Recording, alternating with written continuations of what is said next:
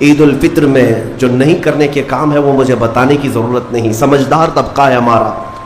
آج شام تک ایک بات طے کر کے رکھ لینا، کیونکہ کل رات کو ہی شیطان آیا ہے چھوٹ کر کے قید سے، اور وہ اپنے پورے فورس کے ساتھ چاہتا ہے کہ تمہیں کسی نہ کسی طرح سے ان راستوں سے لے کر گناہوں کے اڈوں پر لے جاؤ۔ رمضان یہ اللہ کا فضل ہی تو تھا، تمہیں کھلا پلا رہا ہے یہ اللہ کی رحمت ہی تو تھی، تمہیں صحت اور تندرستی دیا یہ اس کی رحمت ہی تھی، تو یہ فضل اور یہ رحمت ہے۔ لیکن سب سے بڑی رحمت جب تمہارے پاس آئے تو خوشیاں مناؤ۔ قرآن کہتا ہے سب سے بڑی رحمت کیا ہے؟ وَمَا أَرْسَلْنَاكَ إِلَّا رَحْمَةً لِّلْعَالَمِينَ، محبوب ہم نے آپ کو سارے جہانوں کی رحمت بنا کر بھیجا ہے۔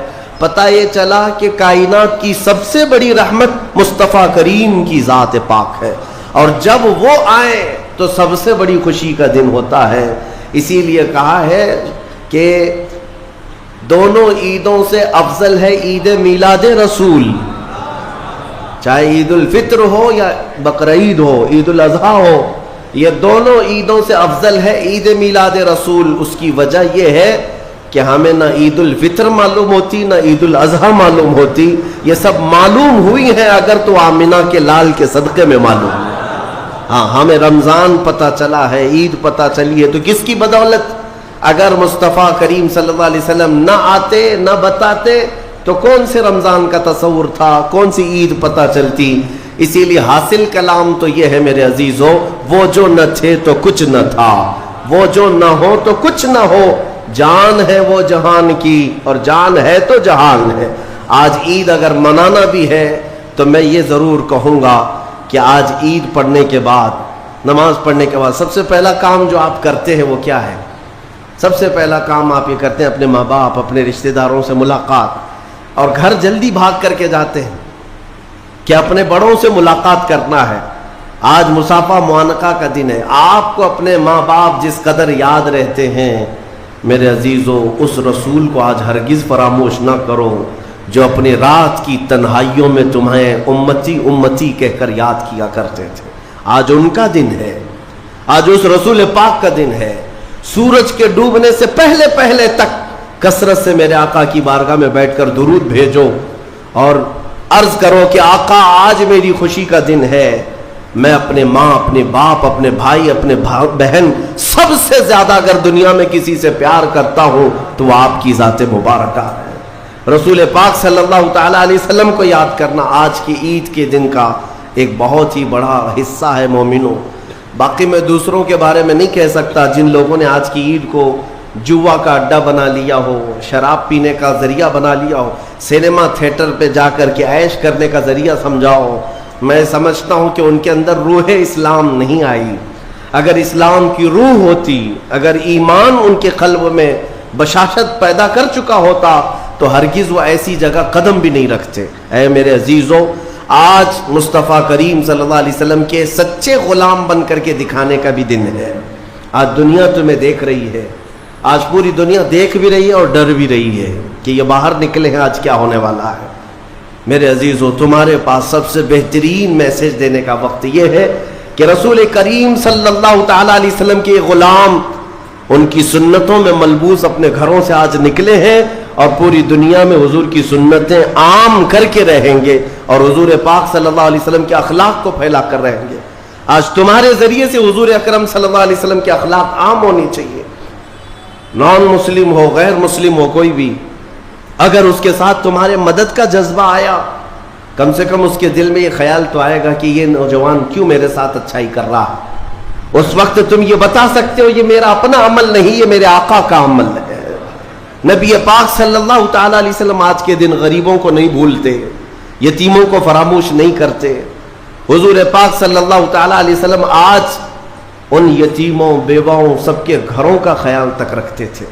عزیزان گرامی وقار، آج عید کے ان لمحات میں یقیناً رمضان المبارک گزر جانے کے بعد خوشیوں کا دن ضرور ہوتا ہے، لیکن ساتھ ہی آج ہمیں قلق بھی ہے، غم بھی ہے ہمارے ان بھائیوں کا جو آج عید منانے کے لیے یا تو ہمارے ساتھ نہیں ہیں، ناحق جیلوں میں بند ہیں، کچھ بے قصور قیدی ہیں، اور بہت سارے وہ لوگ ہیں جن کے ہاں اسباب کی کمی ہے اور کوئی عید نہیں ہے ان کے ہاں۔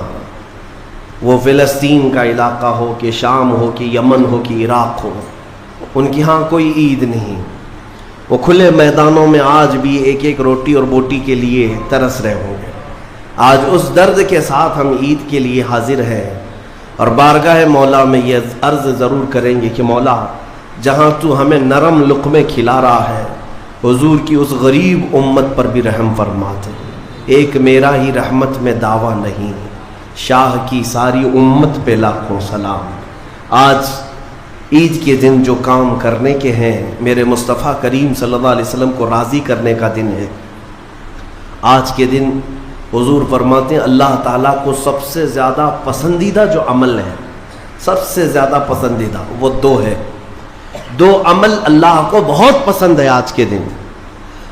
فرمایا میرے آقا صلی اللہ علیہ وسلم، وہ دو عمل کیا ہے؟ حضور فرماتے ہیں پہلی چیز یہ ہے کہ اللہ رب العزت کی بڑائی بیان کرنا۔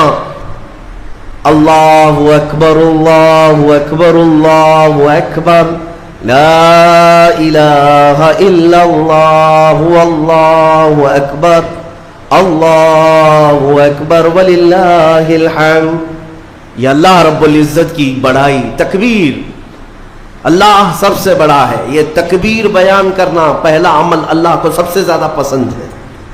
دوسرا عمل استغفار، استغفر اللہ استغفر اللہ استغفر اللہ استغفر اللہ ربی من کل ذنب واتوب الیہ۔ دو عمل آج کے دن اللہ بہت پسند فرماتا ہے، ایک اس کی بڑائی بیان کرنا تکبیر، اور دوسرے استغفار۔ اور فرمایا کہ جب اپنے گھروں سے نکلو تو تکبیر کہتے ہوئے نکلو۔ کتنے لوگ ایسے ہیں جو تکبیر پڑھتے ہوئے آئے؟ بہت کم لوگ ہیں، سب اپنے اپنے دھن میں چلے جا رہے ہیں۔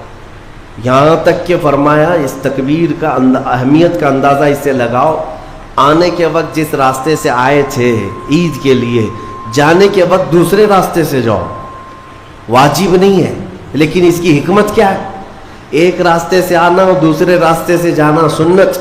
فرمایا گیا کہ جب تم ایک راستے سے تکبیر پڑھتے ہوئے آتے ہو تو اس راستے پر موجود جتنے مکان، پتھر، درخت ہیں وہ سب تمہاری تکبیر کی گواہی دیں گے۔ قیامت کے دن تمہاری تکبیر کی وہ گواہی دیں گے کہ مولا یہ ہمارے سامنے سے تیری بڑائی کرتا ہوا گزرا ہے۔ تو ہو سکے دوسرے راستے پر بھی گزرو تاکہ زیادہ سے زیادہ ان تمام چیزوں کو اپنی تکبیر کا گواہ بنایا جا سکے۔ تو اس سے اندازہ کریں کہ تکبیر آج کے دن بہت اہمیت کی حامل ہے، اور اسی تکبیر کی آج ضرورت بھی ہے مسلمان کو۔ اقبال نے بہت اچھے انداز میں کہا تھا، کفر دم توڑ دے گا ٹوٹی ہوئی شمشیر کے ساتھ، گر تم نکل آ جاؤ ایک بار نعرے تکبیر کے ساتھ۔ مطلب یہ ہے کہ اس تکبیر کا آج بھی بہت سارے لوگوں کو انتظار ہے، جس تکبیر کی آواز سے ہی کفر کے خیموں میں ہلچل مچ جائے۔ وہ صرف اور صرف حلق سے نکلنے والی تکبیر نہیں ہے، وہ ایمان کی بشاشت اور توکل کے ساتھ نکلنے والی تکبیر ہے۔ اللہ رب العزت ہم سب کو کہنے سننے سے زیادہ عمل کی توفیق عطا فرمائے۔ آج میرے عزیزوں، عید الفطر میں جو نہیں کرنے کے کام ہے وہ مجھے بتانے کی ضرورت نہیں، سمجھدار طبقہ ہے ہمارا۔ آج شام تک ایک بات طے کر کے رکھ لینا، کیونکہ کل رات کو ہی شیطان آیا ہے چھوٹ کر کے قید سے، اور وہ اپنے پورے فورس کے ساتھ چاہتا ہے کہ تمہیں کسی نہ کسی طرح سے ان راستوں سے لے کر گناہوں کے اڈوں پر لے جاؤ۔ کتنے ایسے لوگ ہیں جو ایک ہی دن میں اس کے شکنجے میں پھنس جاتے ہیں، یہ ان کا معاملہ ہے۔ اسی لیے آج شام تک اپنے آپ کو کنٹرول کرو کہ میں نہ آج گانے بجانے، سینما اور جوؤں کی طرف جاؤں گا، اور نہ ہی بے حیائی کے اڈوں کی طرف جاؤں گا۔ آج کا دن اللہ رب العزت اپنے فرشتوں پر رشک فرماتا ہے۔ توجہ تو چاہتا ہوں، توجہ۔ عید کے دن جب بندے سجدے میں گرتے ہیں، عیدگاہ ہو کہ مسجدیں ہو، جیسے ہی تم عید کے دن سجدے میں چلے جاتے ہو، یہ لمحہ کون سا ہے جانتے ہیں آپ؟ یہ لمحہ کون سا ہے؟ جس دن دنیا پوری. آپ بھی رمضان بھر سجدے میں گئے ہوں گے, عبادتیں کر کے بھیک کیا مانگتے تھے؟ اللہ تو راضی ہو جا. ہم یہاں مانگ رہے تھے, لیکن عید کے دن کے سجدے کے بارے میں فرمایا گیا جیسی امت سجدے میں جاتی ہے, مولا سارے فرشتوں میں اعلان فرماتا ہے, فرشتوں آؤ دیکھو میرے بندے, میں ان سب سے راضی ہوں اور ان سب پر مجھے رجک آتا ہے. آج دنیا خوشیوں میں ڈوب کر کے عیاشی کرنا چاہتی ہے, لیکن میرے یہ بندے ہیں جو دنیا کو ترک کر کے میری بارگاہ میں سجدہ ریز ہیں. آج مولا رب العزت رشک فرماتا ہے فرشتوں پر. اس لیے میرے عزیزوں, نہایت ہی اخلاص کے ساتھ, اطمینان کے ساتھ اور اللہ رب العزت کی بارگاہ میں اپنے آپ کو خود سپرد کر کے عید کی نماز ادا کریں, اور امید ہے کہ یہ عید ہماری ایک انقلاب لائے گی انشاءاللہ. جو حالات آج پیدا ہو چکے ہیں, میں اس کے لیے بھی گزارشتاً یعنی معروضتاً یہ عرض کروں گا کہ آپ امن و امان کو برقرار رکھیں, امن و امان کو برقرار رکھیں. یہ بہت ضروری چیز ہے. مجھے افسوس ہے یہاں کے بھی حالات اور پورے ہندوستان کے بھی حالات جس طرح سے اپنائے جا رہے. یہودیوں کی ایک بڑی سازش تھی خلافت عثمانیہ کے زمانے میں. وہ کیا کرتے تھے کہ مسلمانوں کو بھڑکانے کے لیے, ورغلانے کے لیے کچھ ان کی مقدس چیزوں کی توہین کرتے تھے کسی ایک کے ذریعے سے, اور جب مسلمان بھڑک جاتے, باہر آتے, تو پھر ان کے بیچ میں یہ یہودی بھی داخل ہوتے تھے, باضابطہ یہ طریقہ اپناتے تھے, اور پھر مسلمانوں میں آپس میں لڑا دیتے تھے. اس کے بعد وہاں سے خلافت کے خلاف اعلانات بھی کرتے تھے, اس میں یہودی داخل ہوتے تھے. تو اس طرح بھیڑ جمع کر کے باہر ورغلانا, لوگوں کو اکسانا, یہ ان کا کام تھا تاکہ زیادہ سے زیادہ مسلمانوں کا نقصان ہو سکے.